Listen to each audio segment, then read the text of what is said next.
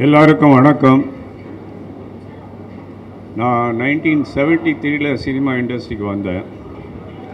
அந்த டைமில் இருந்த நிறைய பத்திரிகை நண்பர்கள், இன்றைக்கி சில பேர் இல்லை, அதிவீர பாண்டியன், சினிமா எக்ஸ்பிரஸ் ராமமூர்த்தி, குமுதம் செல்லப்பா, இன்னும் சொல்லிக்கிட்டே போகலாம். சில பேர் உடல்நலம் இல்லாமல் இருக்காங்க.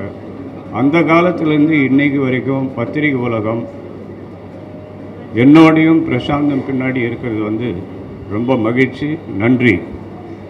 இப்போது இந்த பர்த்டே ஃபங்க்ஷனுக்கு நீங்கள் எல்லோரும் அதாவது பெருமளவுக்கு இந்த விழாவில் கலந்து கொண்டதுக்கு மீண்டும் நன்றி. நான் 1978 ஒரு படம் தயாரித்தேன், மாத்து தப்பது மகான்னு ஒரு கன்னட படம். அதில் ரஜினிகாந்த் வில்லன் ஆக்ட் பண்ணார். அது இளையராஜாவுடைய முதல் கன்னட படம். அதுக்கப்புறம் நிறையா படங்கள் தயாரித்தேன்.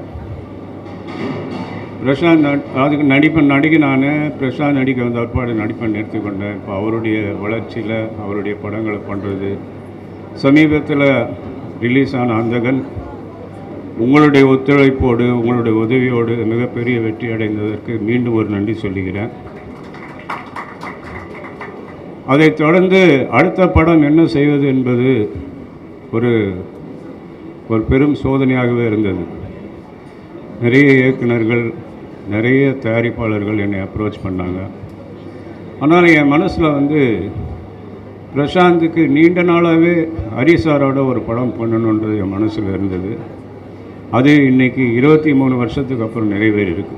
தமிழ் படத்துக்கு அப்புறம் இந்த பிரசாந்த் டைரக்டர் ஹரி கூட்டணி தமிழ் சினிமாவுக்கு ஒரு வித்தியாசமான மிக பிரம்மாண்டமான படமாக தயார் செய்து கொடுப்போம் என்பதை இங்கே தெரிவித்துக் கொள்கிறேன். டைரக்டர் ஹரி சார் இந்த படத்தை செய்வதற்கு ஒப்புக்கொண்டதற்கும் மீண்டும் ஒரு முறை நன்றி சொல்லுகிறேன். இன்றைக்கி ரொம்ப ஜாஸ்தி பேச நினைக்கிறேன். பர்த்டே அடுத்தது ஹரிசாருடைய படம் அனௌன்ஸ்மெண்ட், பிரசாந்த் 55. அதனால் இதோடு என்னுடைய உரையை முடிச்சுக்கொள்ள. நன்றி, வணக்கம்.